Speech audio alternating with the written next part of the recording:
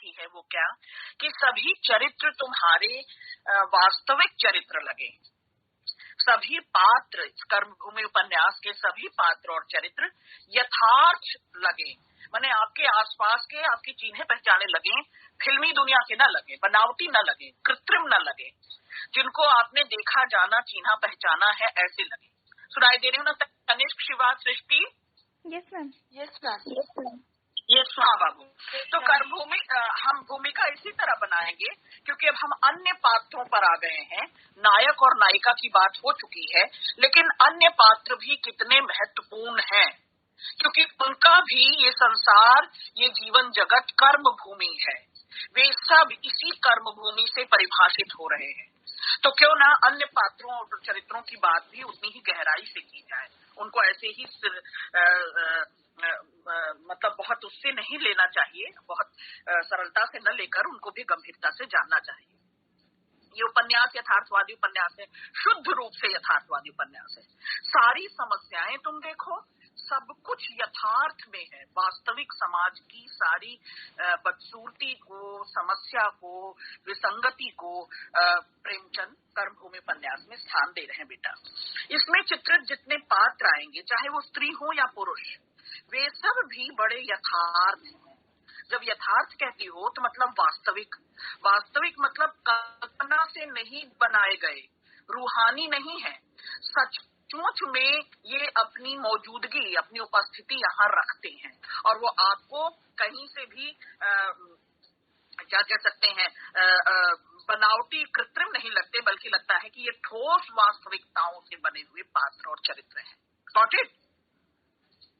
तो प्रेमचंद चाहे समाज की बदसूरती को निभा रहे हो, उसका वर्णन कर रहे हो, और चाहे मन के अंदर उतर कर, प्रेमचंद को ये भी बहुत अच्छे से आता है, और यथार्थ चरित्र को बुनते हुए, यथार्थ चरित्र को दिखाते हुए वो मनोवैज्ञानिक धरातल की भी जांच करते हुए चलते हैं बाबू। उसका ध्यान रखना हमेशा, माने चाहे वो स्त्री पात्र हो या पुरुष पात्र हो, उनके मन में उतरकर उनके भीतर जो उथल पुथल चल रही है कि ऐसी स्थिति में वो क्या प्रतिक्रिया करेंगे, ऐसी घटना घट गई या ऐसा किसी ने बोल बर्ताव कर दिया तो वो क्या प्रतिक्रिया करेंगे।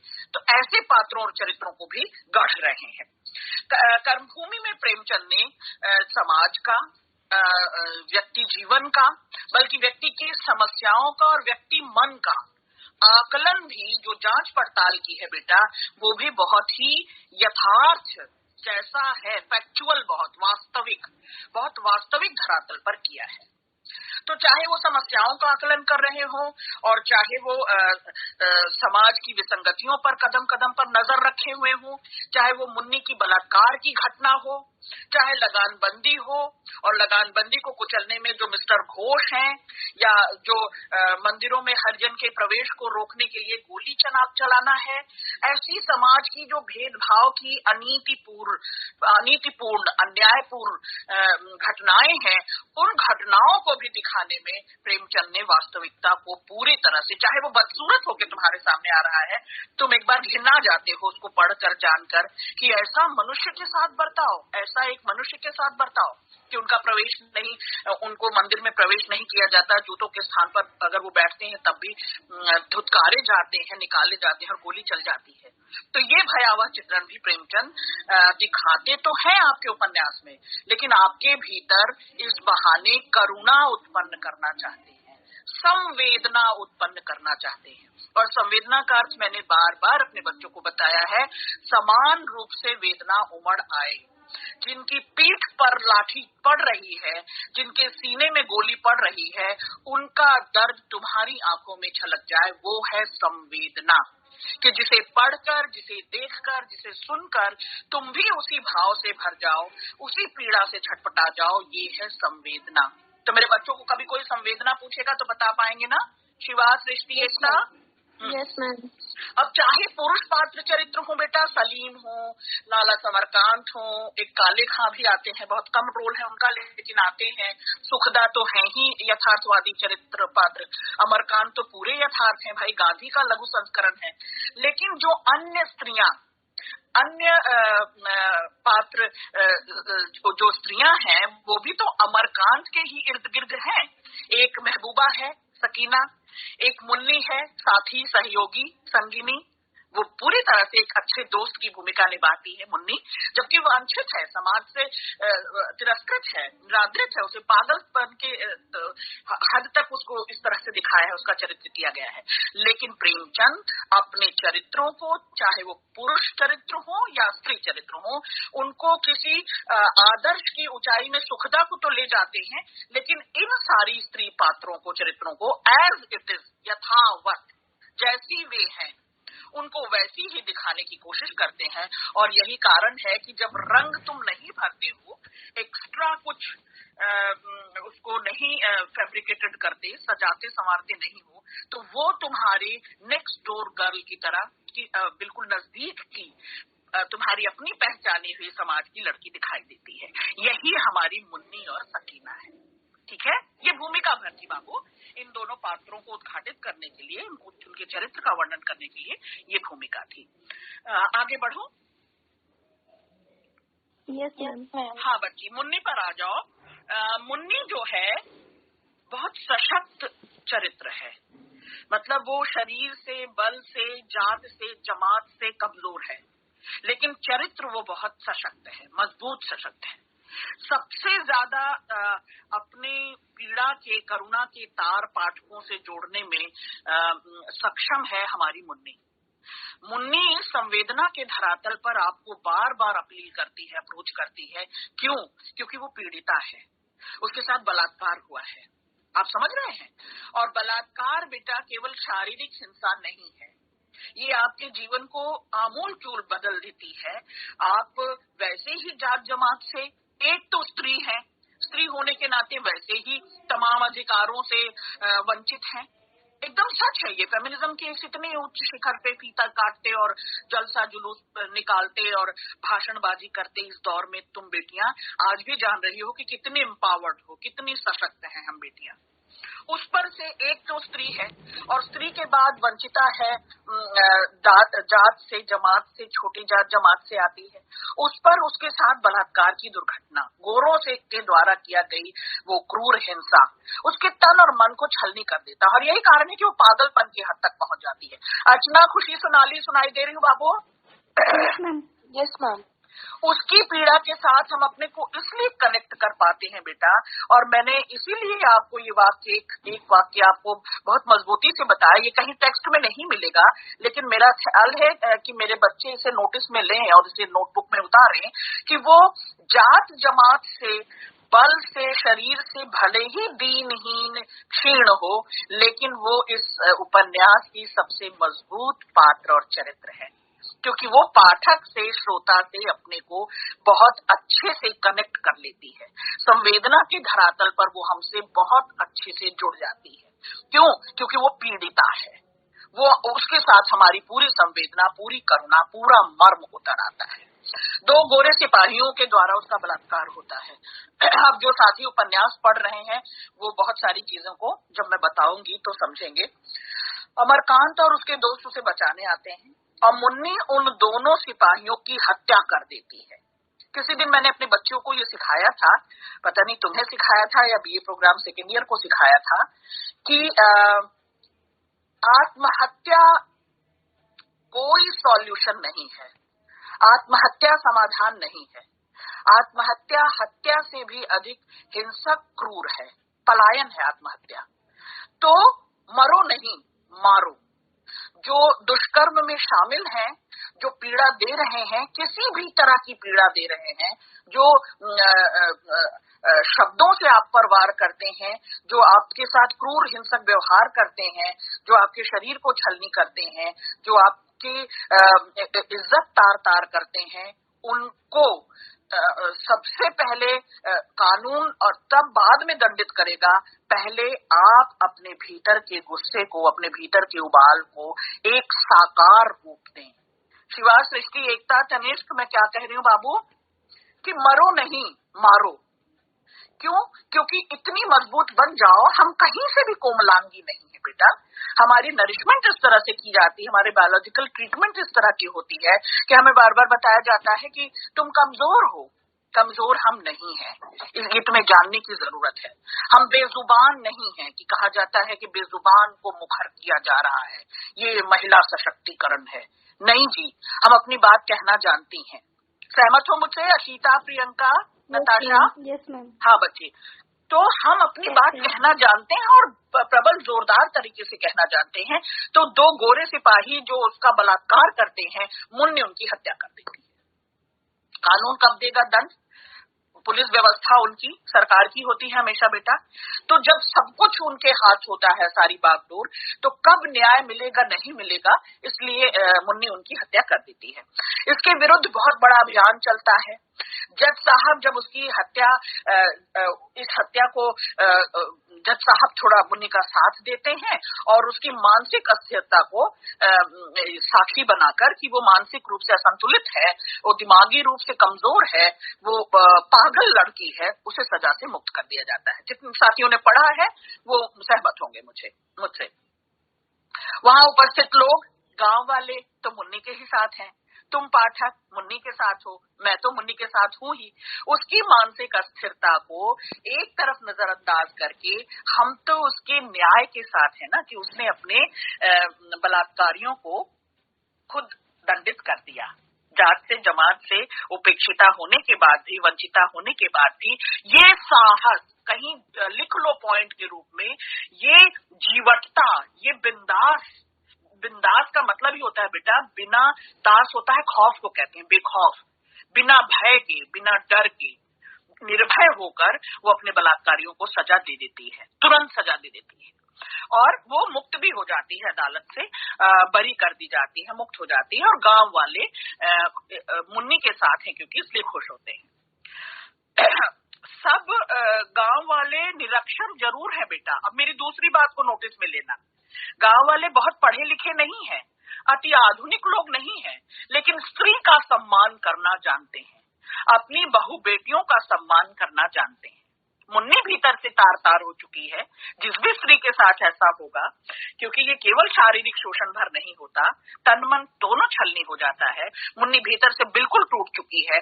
उसके बावजूद जो गांव जमात के लोग हैं वे मुन्नी का मान रखते हैं, मुन्नी का साथ देते हैं भीतर से, मन से सही। साहस तो कौन करता है बेटा नेतृत्व करने का, लेकिन हाँ, निरक्षर होकर के भी, अशिक्षित होकर के भी, आधुनिक नहीं है, उनको गंवार कहा जाता है, लेकिन उन्हें अपने गांव घर की बहू बेटियों को इज्जत देना आता है।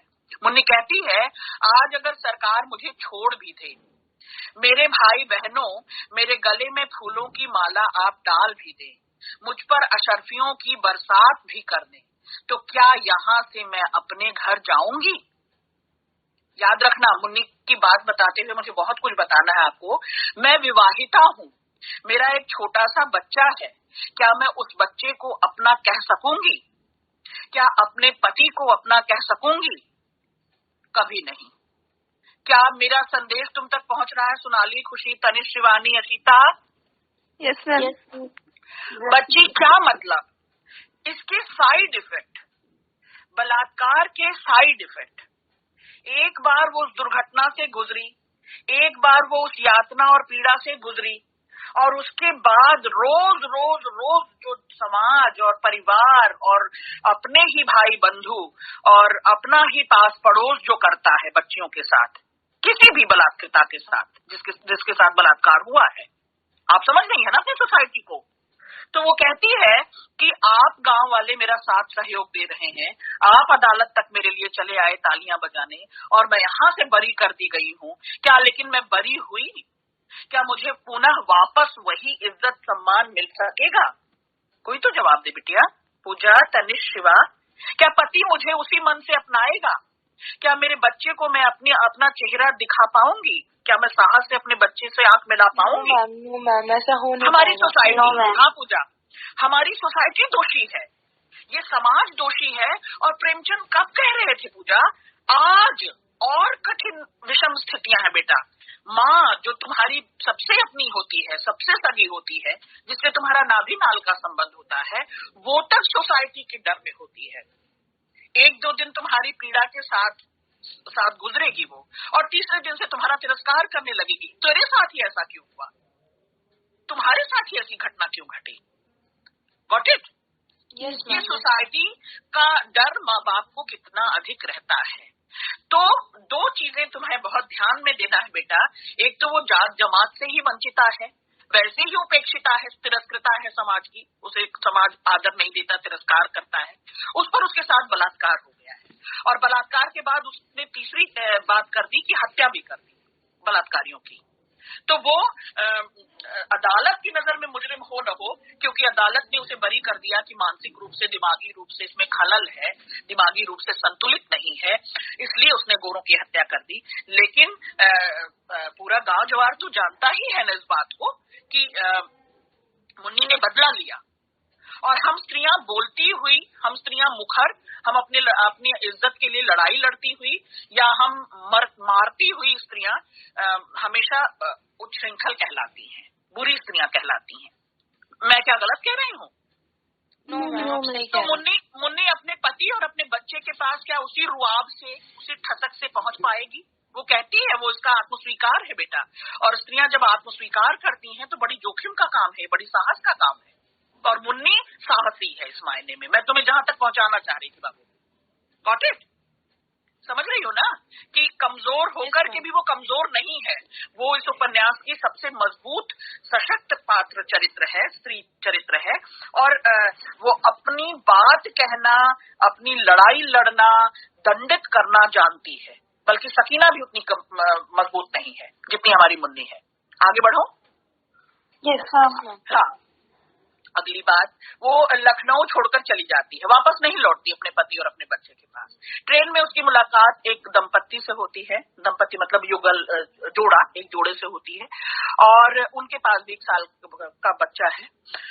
बालक को देखते ही उसमें मोह जाग जाता है, बहुत अपने बच्चे की सुधा जाती होगी। हम माओं को तो हर बच्ची में अपना बच्चा दिखाई देता है, तो मुन्नी को भी ऐसा ही महसूस होता है और हरिद्वार चली जाती है। वहां सेवा में लग जाती है, सेवा के काम में लग जाती है। सेवा केवल बेटा धार्मिक नहीं होती, सेवा केवल पूजा पाठ नहीं होता।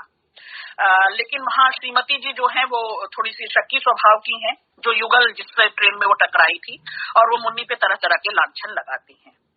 अब ये मैं तीसरी जरूरी बात बताने जा रही हूँ तुम बेटियों को, मैं खुद बेटी हूँ। हम स्त्रियां ही सबसे बड़ी दोषी हैं हमारे प्रति जितने अन्याय हो रहे हैं, जितने अनीति हो रहे हैं, जितने अत्याचार हो रहे हैं। सुना मैम कितना गलत कह रही हैं? निकिता, एकता, सोनाली। नो मैम, आप सही कह रहे हो। हम ही पुरुषों को वो मिजाज देती हैं, हम ही पुरुषों को दबंग बनाती हैं, मूछ ताव वाला बनाती हैं, हम ही खूबसूरत नमक वाली लड़कियों को गलत अंदाज से देखती हैं और फुहड़ और बच्चलन कहती हैं। हम स्त्रियां पुरुषों के दिल दिमाग को बनाती हैं ना कि वो इस तरह के दबंगई और मूछ की ताव देते हैं। हम ही स्त्रियां तो उनको नरिश करती हैं, और हम ही स्त्रियां सबसे बड़ी अपराधी हैं बेटा कि हम अपनों को के दुख और संकट को नहीं समझ रही होती, कभी उनका साथ सहयोग नहीं करती। यही काम वो शक्की श्रीमती जी करती हैं, मुन्नी पर लांछन लगाती हैं, पति को भी उसके वहम भर देती हैं, उसके प्रति भ्रम भर देती हैं कि घर से निकाल दिया जाए, खरी खोटी सुनाती हैं। मुन्नी को इतना लांछित, अपमानित, तिरस्कृत करती हैं, उसका इतिहास खंगालती हैं और उसको रोज रोज निरादरित करती हैं। जबकि मुन्नी उन दोनों से क्यों जुड़ी थी, उस नए दंपति से क्यों जुड़ी थी? उस 1 साल के बालक के मोह में कि मुझे इसमें मेरा बच्चा दिखता रहेगा। आप समझ रही हैं? लेकिन हम स्त्रियां ही दूसरी स्त्रियों को, जो बेबाक हैं, जो बिंदास हैं, जो बेखौफ हैं, उनका जीना हराम कर देती हैं। शिवा, सृष्टि, आसमीन, गलत कह रही हूँ? No ma'am. तो इस हिस्से को भी तुम जरूर बताओगे बेटा कि वो अपनी समस्याओं को फेस टू फेस सहती है, उससे फाइट करती है, बहुत संघर्षशील है।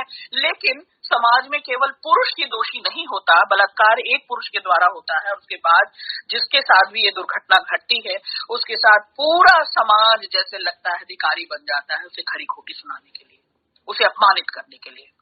आगे बढ़ूं? जी मैम।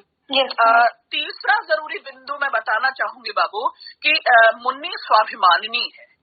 अरे भाई, स्वाभिमानी है तभी तो बलात्कारियों को तुरंत दंडित कर देती है, उसे न्याय व्यवस्था में भरोसा नहीं है, अदालत उसे बरी कर देता है कि मानसिक रूप से संतुलित स्त्री नहीं है, लेकिन वो अपना बदला लेना जानती है। मुन्नी मुखर है, अनाप शनाप बकती है, अनीति अत्याचार का विरोध करती है। तो मुन्नी इस घर से भी भाग जाना चाहती है, भाग जाती है, क्योंकि वो अपमानित होती है रोज रोज। वो निरादर नहीं सह सकती, अपमान नहीं सह सकती। क्यों? क्योंकि वो एक स्वाभिमानी स्त्री भी है। तो मुन्नी वहां से लौटकर कहाँ जाए, क्योंकि बार बार ऐसी स्त्रियों को लौटना होता है, पर जाए कहाँ, क्योंकि वो विस्थापित है, वो अपनी जड़ों से उखड़ चुकी है और इस सोसाइटी ने उसे उखाड़ कर फेंका है। तो जब वो रोज रोज अपमानित होती है, निरादरित होती है, तो वहां से भी भाग जाना चाहती है। उसका पति और बच्चा वहां आता है।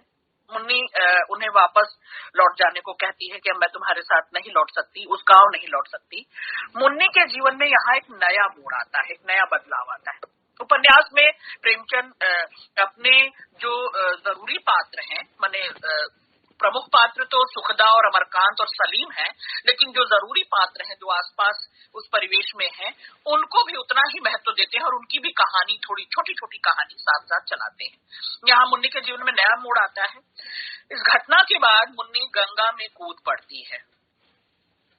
चौधरी गूदर सिंह का बड़ा लड़का सुमेर उसे बचाता है और धीरे धीरे मुन्नी से प्रेम करने लगता है।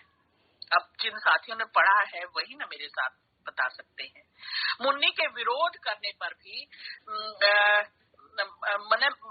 मुन्नी अब नहीं बसना चाहती, जिसे इतनी बार उजाड़ा गया हो वो बसना नहीं चाहती, पर वो चौधरी सुमेर का बेटा जो है, सुमेर जो है, वो बचा लेता है मुन्नी को और प्रेम में पड़ जाता है। मुन्नी की तबीयत खराब होती है, वैद्य जी बुलाए जाते हैं, वैद्य जी गंगा पार आते हैं, लेकिन मुन्नी गंगा में डूब कर ही क्या कह सकते हैं, अपने जीवन को था देती है, एक स्थिरता स्थायित्व देती है। मुन्नी चौधरी की बड़ी बहू के रूप में स्वीकार की जाने की लालसा होती है मुन्नी में, ललक होती है। मुन्नी भी चाहती है कि चौधरी की बड़ी बहू कहलाए, सुमेर की पत्नी कहलाए। इस आधार पर प्रेमचंद थोड़े से यहाँ पर कल्पना के रंग भर देते हैं और थोड़ा सा आदर्श ले आते हैं, जो मैं बताना चाह रही थी, जहां तक पहुंचना चाह रही थी कि ये कहानी पूरी तरह से यथार्थ पर चल रही है। उपन्यास यथार्थ परक उपन्यास है, लेकिन एक बेबाक स्त्री का, एक बिल्लौस दबंग स्त्री का बसना, फिर से बसावट, प्रेमचंद उसे आदर्श रूप देना चाहते हैं। ठीक, लेकिन वो उसके अंदर हौसला है, उसके अंदर हिम्मत है। वो हौसला और हिम्मत तो सबसे पहले तुम्हें दिखाई देता है जब वो गोरी सिपाहियों को मार देती है, मतलब उनकी हत्या कर देती है, तो वो तो आपके सामने परिचय हो ही जाता है कि वो ऐसे लोगों का अस्तित्व मिटा देना चाहती है समाज से ऐसे लोगों का अस्तित्व मिटा देना चाहती है कि जो कुछ मेरे साथ गुजरा वो फिर किसी और बच्ची के साथ, बहन बेटी के साथ, बहू बेटी के साथ ना हो। तो मुन्नी भोग में भरोसा नहीं करती। चौथे बिंदु पर आ रही हूँ। वो चाहती तो बस जाती, उसके अंदर लालसा तो उमड़ती है कि चौधरी की बहू बन जाए, सुमेर की पत्नी बन जाए, फिर से घर बसा ले, फिर से किसी के साथ अपना नाता जोड़ ले। लेकिन वो हर पुरुष की नजर पहचानती है और उसे लगता है उजड़ी हुई स्त्रियों को समाज जब भी बसाना चाहता है बाबू, तो वो कुछ समझौते पर बसाना चाहता है और मुन्नी समझौता पसंद नहीं है। ये पांचवी जरूरी उसकी एक चरित्र की खूबी है बेटा, बहुत थोड़े में ही कहना। निडर है, साहसी है, बेबाक है, बेलौस है, निर्भय है और दबंग है, अपना बदला लेना खुद जानती है। लेकिन आखिर में वो जो गंगा में कूदती है तो इसको कतई ये मत समझो कि वो पलायन करती है। इसे इस तरह समझो कि वो समाज के मुंह पर झन्नाटेदार तमाचा देकर निकल जाती है। पूजा, तनिष्क, शिवा, सृष्टि, शिवानी, जिसने भी मेरे साथ ये उपन्यास पढ़ा है तो मेरे साथ ये सहमत होगी बाबू कि वो पुनः बसावट, हर स्त्री चाहती है कि उसका एक घर हो, उसका परिवार हो, पति हो, बच्चा हो, वो बसे। लेकिन जिसे बार बार छला गया है, उजाड़ा गया है, वो पुरुष की निगाह समझने लगी है। वो समझने लगी है कि पुरुष समझौता करवाता है, फिर अगर बसाता है दोबारा तो वो समझौते के लिए तैयार करता है और ऐसे किसी समझौते के लिए मुन्नी अब तैयार नहीं है। ठीक, मैं सुनाई दे रही हूँ क्या? बीच में कुछ नहीं कर रहे हो? Yes ma'am. तो बाबू जो आत्मोत्सर्ग है, आत्मोत्सर्ग एक शब्द दे रही हूँ, खुद को उत्सर्ग कर देना, वो मुन्नी जो बलिदान नहीं जानती, त्याग तप नहीं जानती, साधना नहीं जानती, तुरंत में विश्वास करती है, तुरंत निर्णय देती है, तभी तो वो गोरों को मारने का साहस कर पाती है। दरअसल उसका गंगा में कूदना मुन्नी का पलायन नहीं है। इसे कभी मिसअंडरस्टैंड मत करना, इसे गलत मत लेना। तुम इसे इस तरह लेना कि ये सोसाइटी ही हम जैसी स्त्रियों को सुरक्षा और संरक्षण नहीं दे सकती। उस समाज के मुंह पर झन्नाटेदार तमाचा है। गॉट इट बच्चे?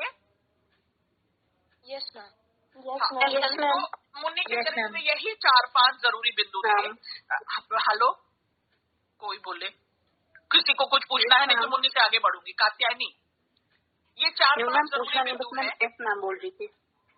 अच्छा, हाँ बच्ची, ये मुन्नी के ये 4-5 बिंदु देखो, अपने ही स्वभाव में, व्यक्तित्व में कंट्रास्ट है। वो शुरू में वो दबंग है, लेकिन एक दबंग लड़की का गंगा में कूद जाना, तुम्हारा मन कहेगा कि सुधा मैम ये क्या हो गया। लेकिन इसको इस तरह न समझो कि उसने झन्नाटेदार तमाचा दिया है कि तुम हमें संभाल ही न पाए। कौन? समाज। और ऐसे समाज को तो छोड़ देना ही बेहतर है। समाज मुझे क्या छोड़ेगा, तुम मुझे क्या छोड़ोगे, मैं तुम्हें छोड़ देती हूँ। Got it? ठीक है, आगे बढ़ू बच्चा मेरा। बच्चा सकीना पे आ जाऊं? Yes ma'am. ये 4-5 बिंदु थे और बहुत छोटे छोटे बिंदु हैं, और इनको थोड़ा सा इस तरह से रोचक ढंग से देखो बाबू। बड़े प्रश्नों में अगर तुम्हारा ओबीई हुआ, ओपन बुक एग्जाम हुआ बाबू, तब तो तुमसे वही 18, तुम डरते ही हो, सेकंड ईयर के विद्यार्थी हो, वो 18 नंबर वाला प्रश्न पूछा जाएगा। तो तब तो अमरकांत और सुखदाई पूछे जाएंगे, अगर चरित्र पूछे जाते हैं तो, है ना, चॉइस हुई तो। या पात्र और चरित्र ऐसे अगर पूछ लिया जाए कि प्रेमचंद के स्त्री पात्र, उनका चरित्र चित्रण, तब थोड़े थोड़े में देना। कात्यायनी, शिवानी, पारुल, नताशा, तब अपने हर चरित्र को तुम समझ गई हो ना, तो बुलेट्स में देना, पॉइंट्स में देना, और उन्हीं को 2-2 पंक्ति में विस्तार दे देना कि सकीना ऐसी, मुन्नी ऐसी, सुखदा ऐसी, नैना ऐसी। तो आगे ओके मैम। सकीना पर आओ। Yes ma'am. Yes ma'am. Sakina जो है वो आदर्श महबूबा है। सकीना का चरित्र जो है वो पाठकों के सामने की एक सांवली और सलोनी, मतलब सांवली तो है ही पर खूबसूरत है, आकर्षक है, पठानिन है। मुसलमान स्त्री कहते हैं, मुसलमान लड़कियां वैसे ही बहुत बहुत खूबसूरत होती हैं, मतलब ये मेरी राय है। तो वो और उसमें नमक बहुत है, और नमक है, और स्त्री के सारे स्त्रियोचित गुण हैं। क्या कह रही हूँ पारुल, तनिष्क, शिवा? स्त्रियोचित गुण मतलब जो पुरुषों को भाते हैं, ऐसे गुण। मेरी बच्चियां, तुम 16, 17, 18 साल की हो, पुरुषों को क्या भाते हैं स्त्रियों में? विशाखा, शिवा, मैं नहीं बोलूंगी, नताशा, पारुल, शिवानी। शांत रहे, ज्यादा बिना मतलब काम काजी हो, वैसे बस गौ माता टाइप शो। गौ माता की जय हो। अच्छा, जो उनके परिवार का ध्यान रखे, उनकी मम्मी का ध्यान रखे, पापा का ध्यान रखे, यही करती है। अरे मेरा बच्चा, अभी मैं उस लेवल पे ही नहीं हूँ। इस सुघड़ गृहस्थी तो कहीं नहीं सकीना दिख रही। सुंदरता, नमक कह रही हूँ मैं कह रही हूँ, मैंने एक तुम्हें दिया कि मुसलमान लड़कियां ऐसे भी बहुत खूबसूरत होती हैं, और लावण्य कहा मैंने, मतलब नमक, आकर्षक होती है। भले ही हमारी सकीना सलोनी है, सांवली है, लेकिन उसमें नमक है, और पुरुष आकर्षित होता है। तो कात्यायनी, अभी मैं उसके सुघड़ होने की बात नहीं कर रही थी तनिष्क, दिव्या, घर बसाने की, कि जो खूबियां हम सबकी सेवा करें, हम हाँ में हाँ करें। पुरुष को क्या भाता है?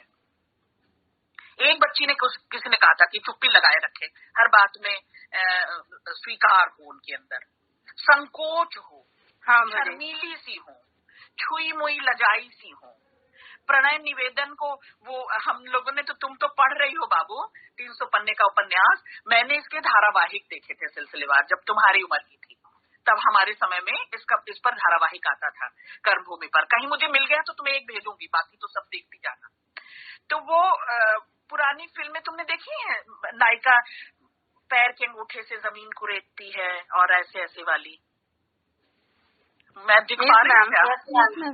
बाल घुमाती है, बालों को पकड़ती है, अपने में सिमटी, अपने में सकुचाई, छुई मुई, पुरुषों को अतिरिक्त इज्जत देने वाली, अतिरिक्त त्याग और बलिदान की मूर्ति, और हर बात चुपचाप सुनने और सहने वाली, ऐसी लड़कियां भाती हैं बेटा, जो बहुत मुखर न हो, हर बात को शर्मा कर, सकुचा कर, मुस्कुरा कर मान लें, सर्वस्व न्यौछावर की भावना जिनमें हो।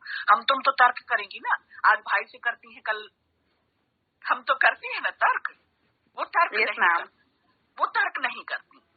तो आगे बढ़ती हूँ। तो सकीना जो है इस उपन्यास का वो चरित्र है बेटा, बल्कि वो अपने पूरे कुनबे को उद्घाटित करती है, क्योंकि बहुत अभाव में उसका जीवन बीता है। पहला बिंदु बता रही हूँ, समझा रही हूँ। बहुत अभाव में जिसका जीवन बीता हो बेटा, वो हर भाव की कीमत जानता है। मैंने बड़ी अच्छी बात कह दी, लिख लो कहीं। जो बहुत अभाव में जीता है ना, वो हर छोटे छोटे भाव की भी कीमत समझता है। तो अपनी सकीना तो ऐसी है कि वो पठानिन की पोती है। माता पिता उसके भी, जाहिर सी बात है कि माता पिता उसके नहीं है, लेकिन पठानिन उसे आदर देती है, प्यार देती है, दुलार देती है, सुरक्षा संरक्षण देती है, और वो सिमटे हुए से छोटे से उसमें अपने रुमाल में, रेशमी रुमाल में फूल कढ़ाई करके स्वावलंबी होना चाहती है। ठीक है एकता, निकिता, आसमीन, अभी क्लास लेती हूँ, अभी पढ़ा लूं। हाँ एकता, पढ़ा लूं तो जरा क्लास लेती हूँ कि कितनों ने पढ़ लिया है उपन्यास। वो संपर्क में पुरुषों के नहीं आती। हमारे यहाँ बेटा, हमारा जो ये हिस्सा है ना, उनको और आगे बढ़कर, अब तो सब मन और मिजाज बदला है, लेकिन क्या होता है, 7 पर्दों में रखते हैं हमारी बच्चियों को, और खास तौर पर हमारी मुसलमान बच्चियों को। घर में ही, कुनबे में ही वो जितना भी हंसे बोले, खिलें खिलखिलाएं, लेकिन पराये पुरुषों से उनका संपर्क नहीं होने पाता। आज भी थोड़ी बहुत स्थिति बदली है, लेकिन बहुत थोड़ी बदली है। मेरे बहुत अच्छे मित्र मुसलमान भाई हैं, बहुत अच्छी मेरी सहेलियां हैं, लेकिन उनके यहाँ भी अति आधुनिक परिवेश है, घर में सब कुछ तामझाम है, पढ़ा लिखा कुनबा है, लेकिन पराये पुरुषों से बोलने बतियाने नहीं देते। अगर मेरा कोई साथी बच्चा यहाँ तो वो मेरे साथ सहमत होगा कि 7 पर्दादारी होती है, खूब पर्देदारी होती है। और यही वजह होगी बाबू कि इन बच्चियों को अपने ही घरों में, अपने ही कुनबे में ब्याह दिया जाता है, पराये पुरुषों की छाई भी न पड़े, परछाई भी न पड़े। पहले होता था, अब नहीं होता है। और ना हो तो अच्छा है, ना हो तो अच्छा है। इसका मैं प्रबल विरोध करती हूँ हमेशा, अपने संगी साथियों में भी। मेरी ज्यादा अच्छी सहेलियां मुसलमान ही हैं, और उनके साथ मिलकर मैं इसका विरोध करती हूँ। खैर वो कभी का डिबेट है, अभी तो फिलहाल हम सकीना पर रहे हैं। तो सकीना वैसी ही शर्माई सकुचाई हुई सी बच्ची है, अपना सर्वस्व समर्पण करने वाली, पुरुषों को बहुत नम कर, झुक कर, शर्म से, लिहाज से देखने और समझने वाली। लेकिन हमारी सकीना भी अमरकांत के संपर्क में आती है, क्योंकि अमरकांत उसके घर तक आता है ना, कुटी, उसकी झोपड़ी तक। पठानिन के साथ अमरकांत आता है। तो अमरकांत, सलीम और सुखदा के मिलने के कारण, सामिप्य के कारण, थोड़ी सी हमारी सकीना स्वतंत्र होती है। ये स्वतंत्रता हमारे यहाँ, हमारे इस हिस्से में, हमारे इन भाई बंधुओं में बाधक है। पुरुष स्वतंत्र होते हैं बाबू, हमारी बेटियों को, बच्चियों को स्वतंत्र नहीं करती। ऐसा है, अभी तक है, थोड़ा बहुत बदला है समाज, लेकिन बहुत नहीं बदला बेटा। तो उनकी अपनी सेल्फ आइडेंटिटी को कभी भी नहीं उठने दिया जाता, खासतौर पे इस वर्गीय मुस्लिम समुदाय में। और उस समुदाय से क्योंकि हमारी सकीना है, और चूंकि माँ बाप भी नहीं है बेटा, हमारे घरों में जो जगह बदली है आसमीन, जो थोड़ी सी स्थिति बदली है, क्योंकि हमारे माँ बाप भी पढ़े लिखे, हमारे माँ बाप भी थोड़ा सा बड़े कैनवास पर आधुनिक हुए, समझ रहे हो आसमीन। लेकिन उससे पहले के का दौर सोचो, उसके पहले का दौर सोचो, दादी नानी के जमाने की सोचो, बहुत कठिन था। ऐसी रूढ़ियां उनको जकड़े हुए थी, रूढ़ियां और मान्यताएं उनको पकड़े हुए थी। ठीक है, तो हमारी सकीना उस समुदाय से आ रही है कि माता पिता का साया भी नहीं है, अब एकमात्र वही पठानिन है जो उसकी सुरक्षा करती है, उसको इज्जत देती है। तो अपनी इज्जत को, अपनी आबरू को बचाए रखना ही उसके पास कुल जमा पूंजी है। अपनी सकीना के पास और कुछ नहीं है, न शिक्षा है, रोजी रोजगार तो है ही नहीं। वो धीरे धीरे रेशमी रुमाल काटने लगती है, फूल काटने लगती है, और धीरे धीरे वो स्वावलंबी होना चाहती है। लेकिन हमारी सकीना बाहर की दुनिया से महरूम है। महरूम ही कहते हैं ना, महरूम, तो हम बाबू कुछ ने उत्तर नहीं दिया।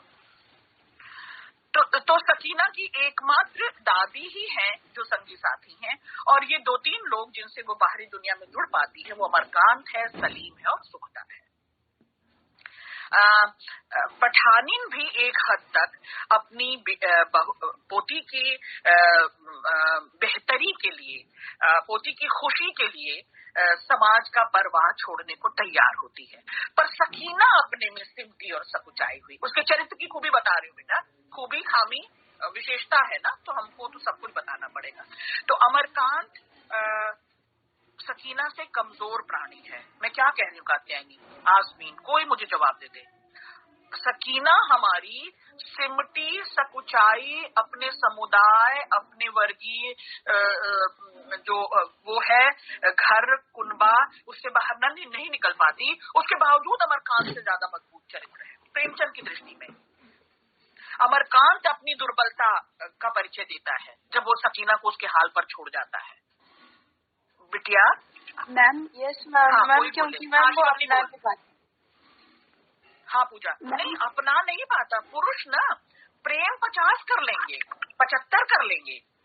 जब निर्वाह की बात आती है ना, पूरे जीवन निवाह की बात आती है, तो वो स्त्रियां हैं निभाती।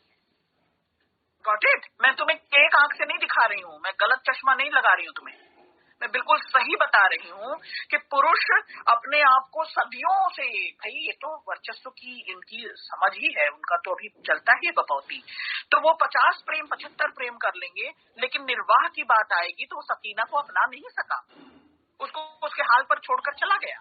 तो अमरकांत के बाद सकीना की दुनिया में जो थोड़ी सी खुशी की लहर आई थी, थोड़ी सी उस भरे अंधेरे में एक चिंगारी, एक रोशनी आई थी, वह भी गायब हो गई अमरकांत के जाने से। वो देखना, तुम उपन्यास पढ़े होगे तो, बहुत कमजोर रहने लगी, बीमार रहने लगी, अपने में और सिमटने लगी। तब सुखदा उससे मिलने आने लगी। सुखदा पति के इस आकर्षण को, इस प्रेम को जानती है, समझती है।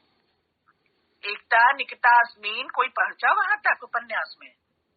यस मैम, हो गया पूरा। शिवानी तुम तो चुप रहो बेटा, अकेला तो ही बोलता है बाबू। इन सब से पूछो ना, मैं सबने कितना पढ़ लिया उपन्यास, कहाँ तक पढ़ लिया? मैंने भी कंप्लीट कर लिया। सुखदा एक सच्ची सहेली के रूप में, एक सच्ची संगिनी के रूप में, या एक सच्ची स्त्री के रूप में, और कुछ वो हो न हो, वहां अपने पत्नी को हावी नहीं होने देती। सुखदा सच्ची सहानुभूति रखती है सकीना से, क्योंकि सुखदा भी ये जानती है अमरकांत कहाँ कमजोर है। Got it? क्योंकि सुखदा से ज्यादा कौन जानेगा अमरकांत को, वो पत्नी है उसकी, संगिनी है। तो सुखदा सकीना के सच्चाई को, उसके प्रेम को आदर देती है और सहानुभूति रखती है। सुखदा प्रेम का सचमुच अर्थ समझती है, क्योंकि सच्ची प्रेमी कौन है? ये जो महबूबा की बात हो रही है, तो महबूब से बेहतर है, बेहतरीन है, बेशकीमती है महबूबा। कौन? अमरकांत से बेहतर है, बेशकीमती है सकीना। मैं सही कह रही हूँ Nikita, Ekta? Yes ma'am, yes ma'am. Katyani तुम तो चुप रहो। निकिता, निकिता, हाँ बेटिया, हाँ हूँ किया करो।